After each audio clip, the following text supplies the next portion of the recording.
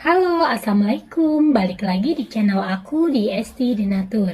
Kali ini aku mau berbagi informasi tentang bagaimana bahayanya filler silikon pada kulit.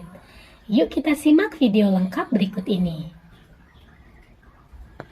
Untuk mendapatkan bentuk tubuh seperti yang diinginkan, banyak orang memilih jalan pintas dengan cara yang tidak aman.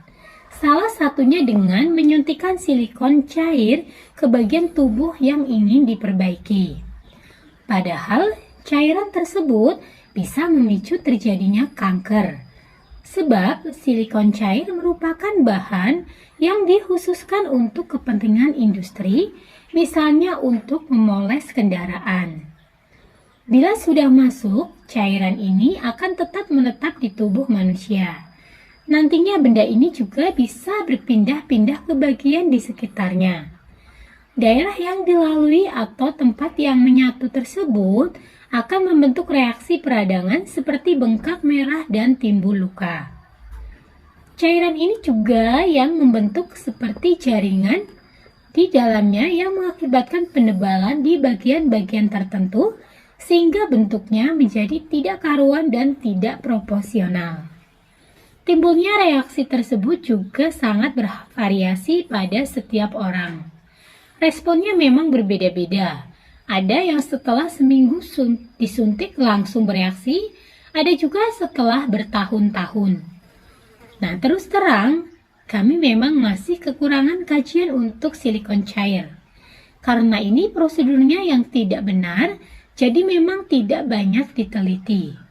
Berbeda dengan implan silikon gel yang memang sudah diteliti dan telah terbukti aman. Silikon yang banyak beredar adalah bahan yang tersusun dari sejumlah bahan kimia seperti silikon alami yang ditemukan di alam, oksigen, karbon, dan hidrogen. Silikon biasanya diproduksi menjadi plastik cair yang fleksibel dan digunakan untuk keperluan medis, listrik, dan memasak. Sejumlah ahli menyebut silikon stabil secara kimia, tidak beracun, dan aman digunakan sehingga banyak dipakai untuk implan seperti payudara dan pantat.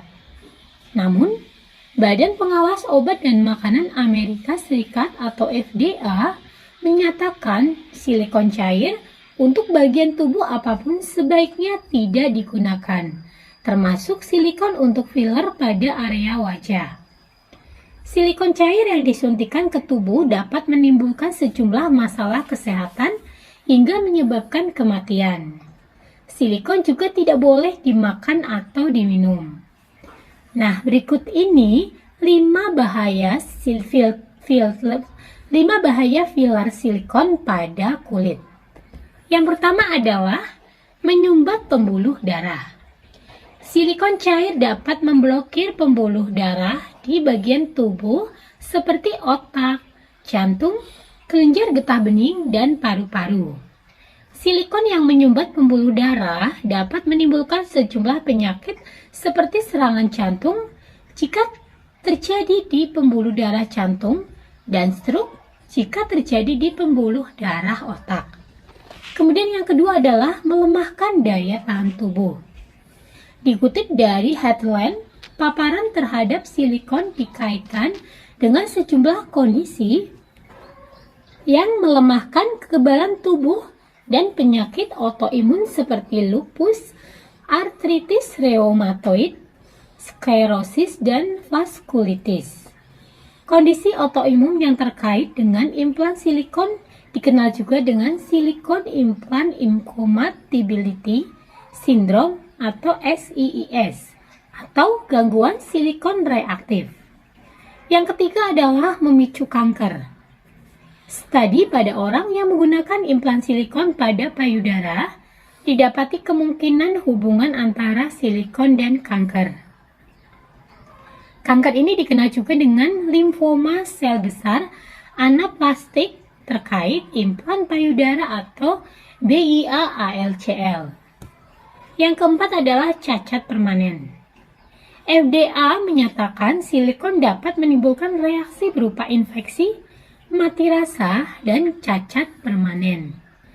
Penggunaan tersebut dapat menyebabkan rasa sakit yang terus-menerus, infeksi, dan cedera serius, seperti jaringan parut dan cacat permanen.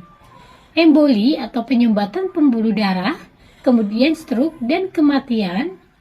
Nah, seperti itu info yang ditulis oleh FDA. Nah, kemudian yang kelima adalah kebocoran. Pada kasus silikon implan, dapat berisiko implan yang bocor bahkan pecah. Implan yang berisi silikon cair itu sangat berbahaya bagi tubuh. Implan yang pecah ditandai dengan perubahan ukuran, pengerasan, benjolan, dan pembengkakan, serta rasa sakit yang kuat. Nah, bagi yang saat ini menderita atau memiliki keluhan akibat dari suntik silikon atau untuk kondisinya mau silikon di wajah ataupun lainnya. Nah, dari Donatur Indonesia sendiri ini ada produk herbal yang bisa menjadi alternatif pengobatan dengan bahan-bahan herbal alami.